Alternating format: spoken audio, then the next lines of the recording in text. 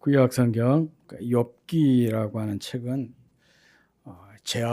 재앙과 같은 재난을 당한 욥이라고 하는 사람의 이야기입니다. 1장 1절에서 5절을 보면 욥에 대한 프로필이 간략하게 나와 있습니다. 출신은 우스 사람이고, 우스라고 하는 지역이 정확하게 어딘지는 잘 모르지만 아마 에돔 지역이 아닌가, 그렇게 얘기를 하고 있습니다. 그러니까 욥은 이스라엘 사람이 아니다, 그런 얘기죠. 그런데 이분은 온전하고 또 정직하고 하나님을 경외하고 악에서 떠난 자라. 또 재산과 재물이 엄청나게 많은 거부였습니다. 그것으로 끝나지 않고 또 혹시라도 자녀들이 하나님 앞에서 잘못된 일, 잘못 사는 일이 있을까 싶어서 수시로 자녀들을 위해서 예배했던, 참 자녀들의 경건 생활에도 굉장히 힘썼던 그런 사람입니다. 그런데 이런 욥에게 하나님께서 이런 욥에게 갑작스럽게 재앙이 닥쳤습니다.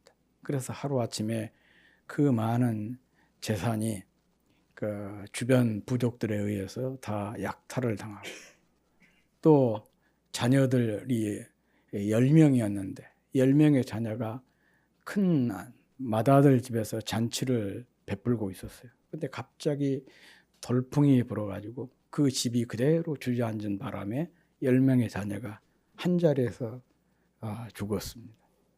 그것이 끝이 아니었어요. 그의 몸에 악한 피부병이라고 해야 되나, 악질이 나가지고 살이 문드러져 내릴 정도였고, 그런 처참한 광경을 그의 아내가 바라보고는 욥에게 그렇게 얘기합니다. 차라리 하나님을 저주하고 죽어라. 그렇게까지 악담을 퍼부었습니다. 아마 고통스러워하는 욥을 차마 눈뜨고 볼 수 없으니까 그의 아내가 이런 악담을 퍼부은 것이 아닌가 싶습니다. 이런 상황에도 욥기 1장 20절, 21절을 보면 욥이 하나님께 범죄하지 않고 도리어 하나님을 경배하고 예배했다, 그렇게 얘기를 하고 있습니다. 21절에 보면 이르되 내가 모태에서 알몸으로 나왔은지 또한 알몸이 그리로 돌아가올지라 주신 이도 여호와시요 거두신 이도 여호와시오니 여호와의 이름이 찬송을 받으실지니이다. 이 모든 일에 욥이 범죄하지 아니하고 하나님을 향하여 원망하지 아니하니라. 또 비슷한 말씀이 2장 10절에도 나오고 있습니다. 이렇게 욥이 그 재앙을 만났는데도 그 재앙 속에서도 하나님께 원망하거나 또 하나님을 저주하거나 그러지 않고 도리어 하나님을 찬양하고 경배했다는 것입니다. 그래서 어찌 까닭없이 하나님을 경외하겠습니까? 라고 욥을 비아냥댔던 이 사단의 말을 무력하게 만들어 버렸습니다. 그런데 이 욥기는 사실은 우리에게 신앙생활에 대한 아주 중요한 질문을 던지고 있는 그런 책입니다. 나는 왜 하나님을 믿는가? 나는 형통하기 때문에 믿는가? 어떤 모든 조건이 사라져도 나는 하나님을 믿고 따르고 사랑할 수가 있는가? 즉 까닭 없이 하나님을 믿고 따를 수가 있냐? 그런 문제.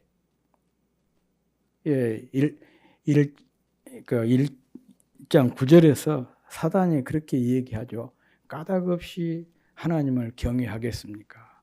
이 말은 욥기의 주제예요. 까닭 없이 하나님을 섬기겠냐? 이유 없이 하나님을 섬길 수 있겠냐? 그런 얘기예요. 한번 우리가 우리 자신에게 깊이 질문을 해봐야 될 그런 그 말입니다. 아무튼 이런 끔찍한 재앙에도 불구하고 욥은 하나님을 찬양하고 경배해서 사단의 그 비아냥을 낸 것을 무력화시키고 또 본서 서두에서 소개한 그 소개를 한 내용을 그대로 입증을 했습니다. 예, 앞서도 말씀을 드렸듯이 본서 서두 1절에서 5절을 보면 욥을 짤막하게 소개를 하고 있다고 그랬죠. 욥의 삶과 또 욥의 재산과 또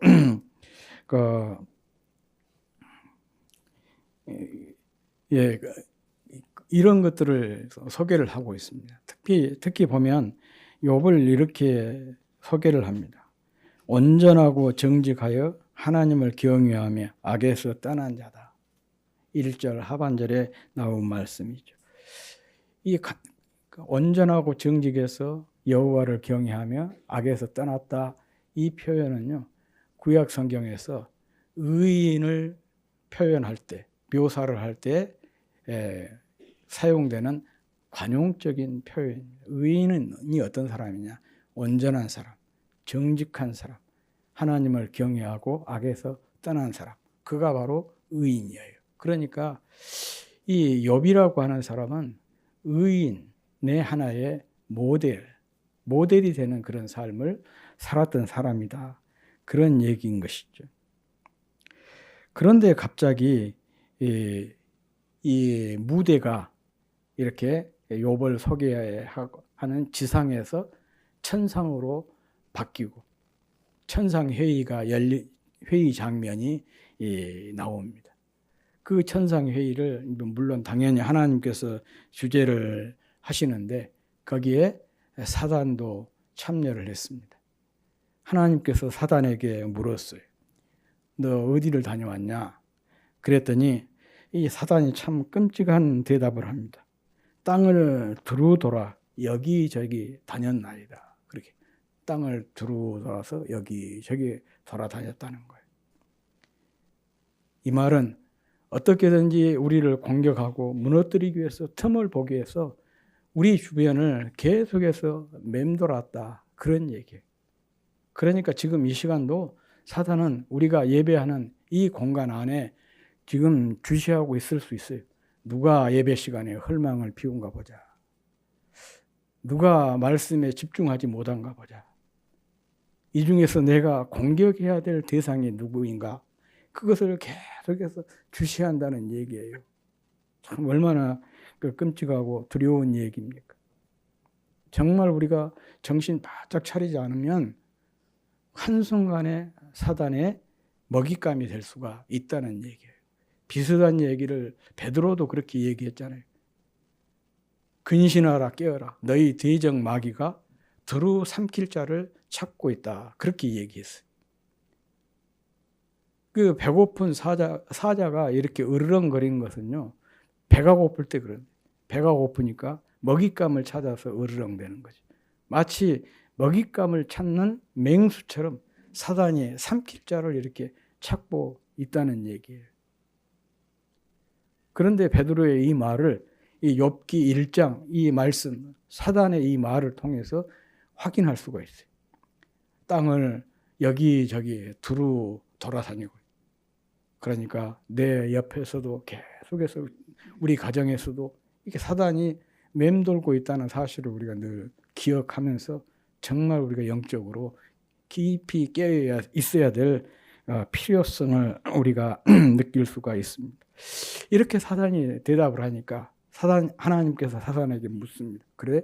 네가 땅에서 여기저기 두루 돌아다녔어? 그러면 내 종 욥도 보았겠구나. 그러면서 하나님이 욥을 이 욥기 저자가 얘기한 것처럼 똑같이 말씀합니다. 온전하고 정직하고 하나님을 경외하면서 악에서 떠난 자다. 그런 욥을 네가 유의해서 보았냐? 그렇게 물었더니 사단이 이렇게 대답을 해요. 이 하나님의 욥에 대한 하나님의 평가를 완전히 부정하는 그런 말을 한 거예요. 어찌 까닭없이 하나님을 경외하겠습니까? 욥이 뭔가 이유가 있으니까 하나님을 그렇게 열심히 잘 섬기는 것이지, 그 이유를 다 제거해버리면 욥도 다른 사람들처럼 하나님 믿지 않고 하나님을 저주할 것입니다. 그런 얘기예요. 지금 형통하게 잘 되니까, 그러니까는 그 욥이 하나님을 잘 섬긴다는 거예요. 그 형통의 복들을 하나님께서 다 제거해 보십시오. 그러면 욥도 다른 사람과 똑같이 될 거다. 그런 얘기. 그래서 사실 욥에게 갑작스럽게 재앙이 닥친 것이었고, 그런데 그런 재앙에도 불구하고 앞서 말씀을 드렸던 대로 욥은 그 조건이 다 사라졌음에도 불구하고 하나님을 원망하거나 저주하거나 하지 않고 오히려 하나님을 찬양하고 경배를 했다. 그렇게 해서 욥에 대한 하나님의 평가가 옳다는 것이 드러나고 욥에 대한 사단의 평가가 잘못되었다는 것이 증명이 된 것이죠. 그런데 재밌는 것은 이 사건 이후에 사단이 하늘에서 사라져 버립니다. 하늘에서 사라져 버리는 사단이 어디로 갔을까요? 3장 이후 4장부터 보면 그 사단이 지상으로 내려와서 욥의 네 친구를 통해서 욥을 공격하고 있는 그런 장면을 볼 수가 있어요. 그리고 이제 그게 소위 말하면 욥기 본론이라고 할 수가 있는데, 욥의 네 친구가 욥을 공격하는 말도, 공격하는 내용도 딱 한 단어로 요약을 하면 어찌하여요. 까닭없이요. 욥이 이렇게 큰 재앙을 당한 것이 까닭없이 당했겠느냐, 그런 얘기. 뭔가 이유가 있다는 것. 다시 말하면 하나님께 심각한 범죄를 저질렀기 때문에 그 범죄에 대한 심판으로 욥이 이런 큰 재앙을 만난 것이다. 그러니까 단지 형식만 바뀌고 내용만 다를 뿐이지 사단의 말이나 욥의 네 친구들의 말이나 똑같아요. 그래서 욥기에 아주 중요한 키워드가 까닭없이라고 하는 단어라, 그렇게 이 얘기를 한 것입니다. 오늘 본문은 욥의 그 첫 번째 독백 혹은 탄식의 내용이라 그렇게 얘기를 합니다. 동시에 이 첫 번째 욥의 그 독백은 위로차 온 친구들로 하여금 욥을 공격하는 하나의 시발점이 된 사건이기도 합니다. 갑작스럽게 끔찍한 일을 당한 욥은 정말 그 말을 잃어버렸어요. 그러지 않겠습니까? 하루아침에 그 많은 재산이 다 약탈당하고 생때 같던 자식들 10명이 그냥 한꺼번에 죽고, 자기 몸에는 이렇게 악창이 나가지고 기왓장으로 긁어도 성이 안 찰 정도로 막 살이 다 문드러져 내리는 이런 끔찍한 일을 당했는데, 말 그대로 망연자실할 수밖에 없는 거 아니겠어요? 할 말을, 그래서 말을 못하고 그냥 일주일 동안 끙끙 앓고 있었어요. 그런데 이런 친구의 안타까운 소식을 들은 친구들이 4명이 한 걸음에 달려온 거예요. 그리고 와서 욥을 보니까 너무 그 상황이 처참한 것이죠. 그러니까 친구들도 어떤 말을 할 말을 잃어버리고 욥 곁에서 함께 죄를 뒤집어 쓰고 울어주는 그런 장면이 나옵니다. 이 장면은 함께 있음이 얼마나 중요한가라는 것을 잘 보여주고 있습니다. 많은 사람들이 그러잖아요. 누군가가 잘 아는 사람이 어려움에 처해 있을 때 그 어려움에 처한 사람을 만나면 내가 그 사람에게 무슨 말을 해주지? 뭔가 좋은 말, 위로의 말을 해주려고 참 고민을 하고 또 고민도 되고, 그래서 또 그런 말들을 하게 되고, 그런데 뜻하지 않게 그 말들이 오히려 더 어려움에 처한 사람을 더 어렵게 만드는 경우가 왕왕 있습니다. 그런 점에서 진정한 위로자는 조언하는 사람이 아니고 그냥 함께 그 자리에 머물러 있는 사람입니다. 함께 있으면서 같이 울어주고 같이 아파하고 같이 신음하는 거예요. 그 자체가 큰 위로가 되는 거예요. 제가 북부교에서 부교육자 시절에, 전도사 시절에 구역을 이제 동아아파트 거기에 이제 구역을 맡았었는데, 저희 집 6층이고 10층에 같은 구역 식구가 있었어요. 그때 초등학교 선생님이었었는데, 그 아버지가 돌아가시고 집에서 아파트 안에서 이제 초상을 치렀어요. 그때는 그런 병원에서보다는 그 가정에서 많이 치렀었죠. 그럼 제가 어린 나이니까 거기 가지고 어른한테 가서 뭐라고 할 말도 없고 그 집에 가가지고 저녁 내 함께 그 자리를 지켜줬어요. 장례 치른 뒤에 그분이 교회를 딱 나오셨더라고요. 아내만 교회를 다녔는데 자녀들과 그 남편 선생님도 교회를 나왔어요. 교회에 나온 이유가 뭐냐? 저 때문에 나왔다는 거예요. 자기가 이렇게 아버지의 상을 당했는데 제가 밤을 자기 곁에서 꼴딱 새면서 그렇게 있어줬다는 거예요. 그것이 자기에게는 큰 위로가 됐고, 내가 전사님한테 이렇게 큰 은혜를 입었으니까 보답하는 마음으로 내가 교회에 나가야 되겠다. 그래서 교회를 나오고 열심히 교회 생활, 신앙생활을 잘 하셨습니다. 그런데 이 침묵이 그렇게 오래가지는 못했어요. 그리고 이 침묵이 깨지면서 제한된 자기 경험, 또 조상들의 지혜, 자기가 믿고 있는 어떤 신학, 이런 것을 가지고 이제 욥과 논쟁을 하게 되고, 논쟁이 깊어지다 보니까 이것이 오해가 되고, 또 이 오해가 자꾸 증폭이 되다 보니까 고통이 깊어졌습니다. 이게 이제 소위 말하면 욥기서 그 본론의 내용입니다. 아무튼 이 원인의 제공자가 누구냐? 욥이었습니다. 욥은 일주일 동안 침묵을 깨고 하나님을 향해서 입을 열었는데 그 첫 마디가 탄식이었어요. 다시 말하면 탄식을 통해서 자기 고통을 하나님 앞에 호소했던 것이죠. 그런데 이와 같은 욥의 탄식을 그의 친구들이 오해를 한 거예요. 그동안 그들을 또 꾹 참고 있었던 그들이 참고 있으면서 욥이 지금 너무 고통스러워하니까 차마 입을 떼지는 못했지만 그 생각을 했던 것 같아요. 왜 욥이 이렇게 갑작스럽게 이 큰 재앙을 만나게 된 거냐? 이런 심각한 재앙을 만나게 되었나? 이것을 이 친구들이 생각을 한 것이죠. 그리고 나름대로 내린 결론이 뭐냐? 이것은 반드시 욥이 뭔가 심각한 범죄를 저질렀기 때문에 그에 대한 하나님의 심판이다. 왜냐? 까닭 없는 재앙이 없는 것이니까. 더더군다나 하나님은 정의로우시고 그 하나님은 정의롭게 세상을 심판하니까 그 하나님의 정의가 살아있으니까 반드시 불의를 행한 사람은 하나님의 심판을 받을 수밖에 없다. 그런 신학적인 그 결론에 도달하게 된 거죠. 그런데 그 말을 할 수가 없어요. 욥이 아무 말도 않고 그냥 고통스러워하니까.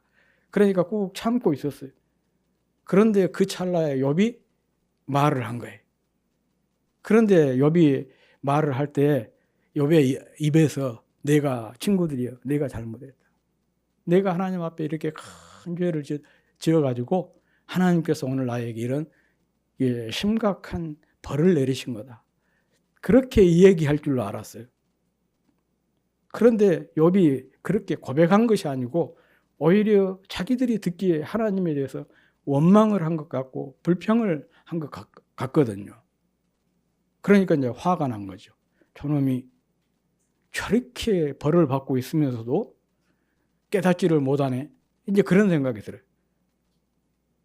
그래서 뭐 처음부터 막 공격적으로 나간 것은 아니고, 처음에는 이렇게 아픈 사람이니까, 힘든 사람이니까 조금 그 권면적으로 이렇게 권면하고 위로하면서 이제 이렇게 회개하도록 하다가, 그런데 대화를 하다 보니까 점점 욥이 더 강경하게 자기들의 말에 수용을 하지 않고 막 반박을 하거든요.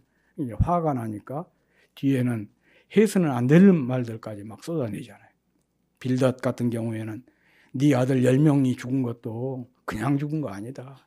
그들이 다 죄를 지었기 때문에 죽은 거다. 막 그런 악담을 해버리고, 심지어는 마지막에 가가지고는 회개하라는 말도 안 해요. 너는 회개할 자격이 없다. 그런 차원이에요. 이게 이제 욥기의 내용입니다, 사실은. 근데 사실은 뭐 이 탄식이라고 하는 것이 듣기에 따라서 불평과 원망으로 들릴 수도 있지 않습니까? 우리가 3장을 여러분 뭐 절반만 읽었지만 이거 한번 읽어보면 그래요. 어찌 생각하면 불평처럼 원망처럼 들릴 수도 있죠. 그런데 욥의 친구들은 이 욥의 이 탄식을 불평으로 원망으로 들었던 것이죠. 그렇게 해석을 한 거예요. 그래서 욥에게 자기들이 생각했던 그런 그 지식이랄지 경험이랄지 또 그런 신학적인 신학을 가지고 욥을 권면하고, 또 권면해서 안 되니까 이것이 감정에 휘둘려 가지고 논쟁으로 이어져서 더 깊은 상처를 주게 되었던 것입니다. 앞에서도 말했지만은 고통의 자리는 정답이 아니라 함께 머무는 자리입니다. 고통의 자리는 정답을 요구하는 자리가 아닙니다. 고통의 자리는 함께 묵묵히 머물러주는 사람, 말을 아끼는 사람, 무슨 말이든 끝까지 들어주는 사람, 상처를 싸매기 전에 울어주는 사람이 필요한 자리가 바로 고통의 자리인 것입니다. 욥의 친구들이 말없이 일주일을 그의 곁에 있을 때 그들은 참으로 훌륭한 위로자였습니다. 좋은 위로자였습니다. 하지만 그들은 이제 고통을 가중시키는, 그래서 욥이 그런 말 하죠. 너희들은 내게 고통을 주는 위로자다. 그렇게 이 얘기를 하는 대목이 나오고 있습니다. 그들이 정답이라고 생각하고 욥에게 한 말이 비수가 되어서 욥을 찔렀습니다. 가끔 그런 사람들 있죠. 나는 정답만 말한다.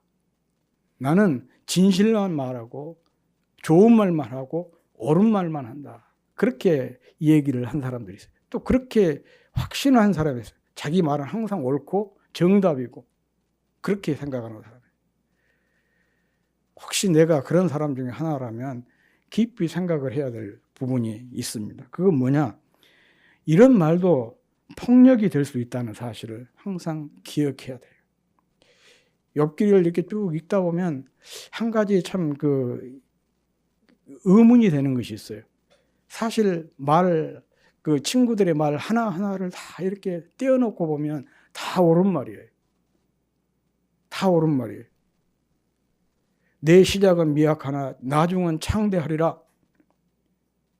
이게 하나님이 하신 말씀 아니거든요. 욥의 친구 빌닷이 하는 말이에요. 그 말 자체는 옳잖아요. 그런데 그 말이 어떤 맥락에서 나온 것이냐. 맥락을 생각하면 그 말이 참 욥에게 아픈 말이거든요. 상처를 준 말이에요. 그래서 이 옳은 말이라고 해서 다 좋은 것도 아니고 또 정답이라고 해서 다 좋은 것도 아니에요. 그것이 비수가 될 수가 있다는 것입니다. 그래서 잠언에 보면 그런 말이 있잖아요. 새벽 대바람에 나가서 큰 소리로 축복하는 것은 사람들이 그 말을 축복으로 듣지 않는다. 저주로 듣는다 그랬어요. 말이 상황에 잘 맞아야 그 말이 좋은 말이다. 그런 얘기 아니겠어요? 어떤 때는 어떤 말은 딱 떼놓고 보면 욕이잖아요. 그런데 그 욕이 어떤 상황에서는 사람에게 큰 위로가 되는 그런 욕이 있지 않습니까? 형 반가운 사람 만나가지고 야, 이 문동아 그러면 그게 욕입니까?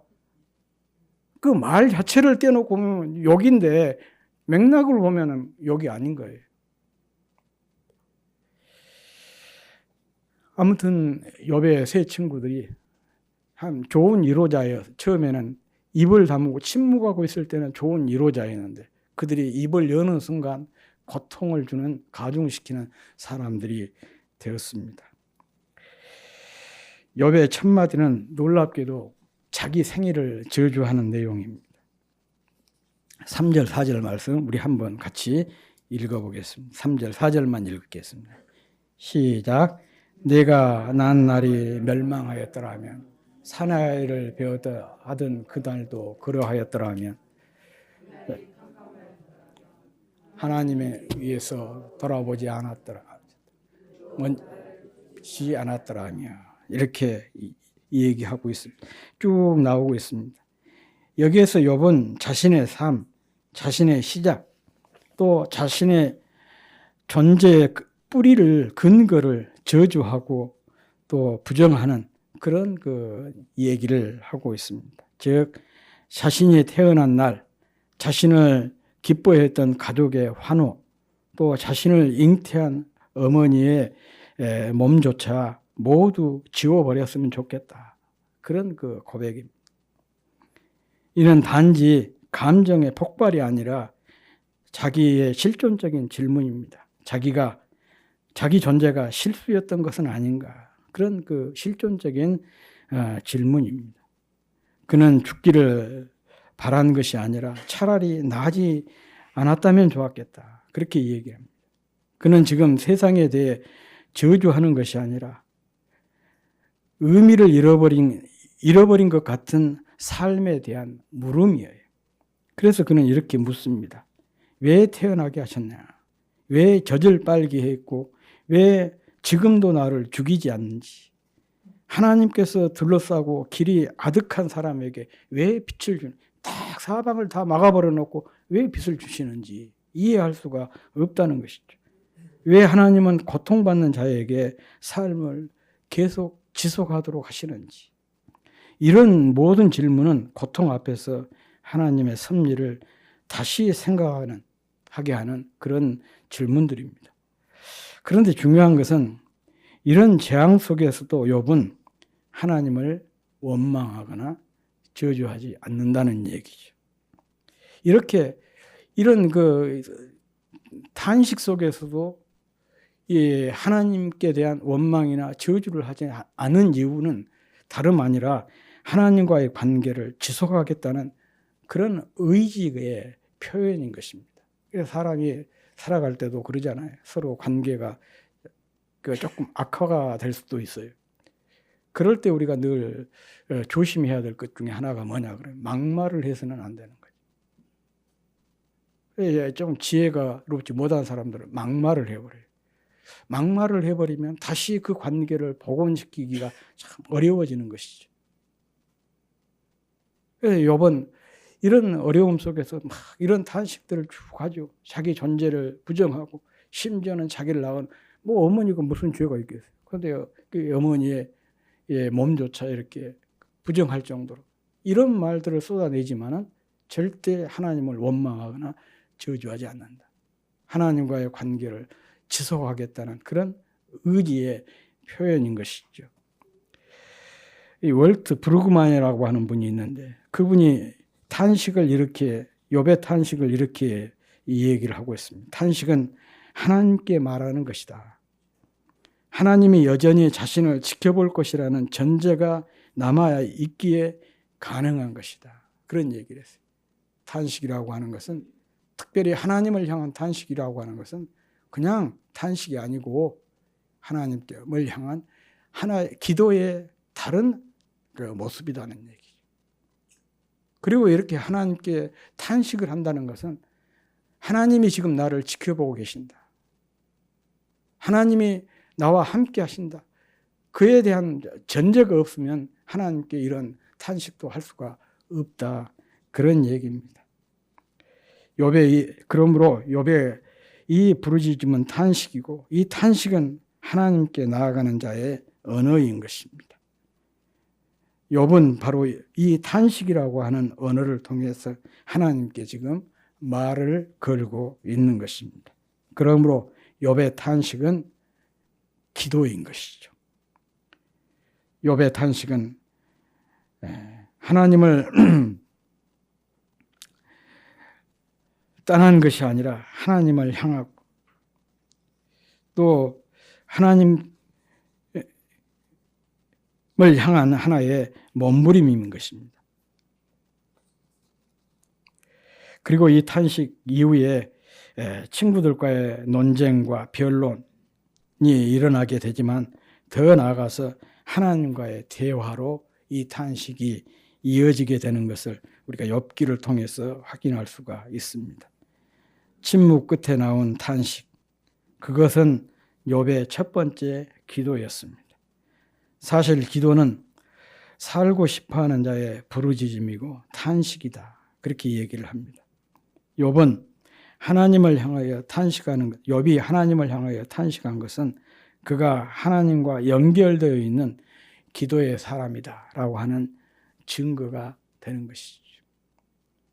그렇지 않다면 이런 어려움 당하면 사람 못 견디죠. 그냥 절망하고 스스로 자기 목숨을 끊을 수밖에 없는 거 아니겠습니까? 그런데 욥이 끝까지 그러지 않고 오히려 하나님 앞에 이렇게 탄식을 쏟아냈다라고 하는 것은 하나님과 연결되어 있는 기도의 사람이라는 그런 증거가 되는 것입니다. 하나님과 연결된 믿음의 사람들에게도 말할 수 없는 이런 고통이 주어지기도 한 것이죠. 예수 믿으면 모든 고통이 면제가 된 것이 아니고 예수 믿는 사람도 믿지 않는 사람과 똑같이 고통에 떨어질 수가 있어요. 그리고 이렇게 고통을 당하게 되면 누구든지 탄식하게 되어 있습니다. 부르짖게 되어 있습니다. 그렇지만 그에게 탄식은 그냥 탄식이 아니라 기도이고 찬양이고 거룩한 몸부림인 것이죠. 우리가 성경에서 그런 예들을 종종 볼 수가 있지 않습니까? 욥이 대표적인 사람이고 또 사무엘상 1장에 보면 한나라고 하는 여인이 나오지 않습니까? 한나도 자식을 낳지 못한 것 때문에 계속해서 고통을 당하다가 그 고통스러운 마음을 가지고 하나님께 나가서 부르짖는 그런 장면이 사무엘상 1장에 나오고 있습니다. 평탄할 때는 어린이나 약한 사람도 하나님을 사랑하고 하나님을 따를 수가 있습니다. 그러나 괴로울 때, 어려울 때, 힘들 때는요, 믿음의 사람만이 하나님을 사랑할 수가 있습니다.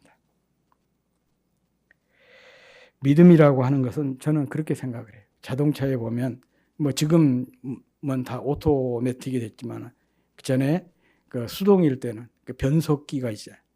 지금도 변속기가 있죠. 그 변속기가 있어가지고 그 변속기는 소위 말하면 자동차의 속도라든지 방향을 전환하는 데 사용되는 변속기. 저는 믿음이 그와 같다고 생각을 해요. 영적 변속기, 이 역할을 하는 것이 믿음이에요. 그래서 믿음은 우리로 하여금 탄식을 기도로 바꿔주고 두려움을 용기로 바꿔주는 것이 믿음이에요. 재앙을 경배로 바꾸고 또 절망을 소망으로 바꾸고 불신을 신뢰로 바꾸고 불평을 감사와 경배로 바꿔주는 것. 이게 바로 믿음인 것입니다. 살면서 힘들고 어려운 일을 만나지 않았으면 참 좋겠지만 우리 삶이라고 하는 것이 우리가 원한 대로 굴러가지 않는 것이 우리 삶 아니겠습니까? 중요한 것은 우리가 살면서 이런 일을 만났을 때 우리가 어떤 태도를 갖느냐, 그게 참 중요한 것이죠. 그리고 그 태도를 결정짓는 것이 앞서 말씀을 드린 대로 믿음인 것이에요. 믿음의 사람들은 이렇게 힘들고 어려운 일을 당했을 때 탄식을 기도로 바꿔내고 불평과 원망을 찬양으로 바꿔낼 수가 있는 것이죠. 절망을 소망으로 바꿔내고 불신을 신뢰로 바꿔내고 또 두려움을 용기로, 재앙을 경배로 바꿔낼 수가 있는 것입니다. 그러면 우리의 탄식은 절망으로 끝나지 않고 우리의 눈물은 하나님 앞에 결코 낭비되지 않을 것입니다. 오히려 하나님을 더욱 깊이 알게 되고 하나님과 더욱 친밀한 관계를 맺는 촉매제가 될 것입니다. 결국 고통의 골짜기를 통과해서 하나님께서 주시는 더 크고 확고한 평안을 경험하게 될 것입니다. 하나님은 우리의 탄식을 통해 우리를 붙드시고 결국 믿음의 자리로 승리의 자리로 이끄실 것입니다. 우리가 일상 속에서 또 특별히 힘들고 어려운 삶의 현장 속에서 믿음을 통해서 이런 하나님의 능력과 역사를 경험하는 저와 여러분이 될 수 있기를 주의 이름으로 축복합니다.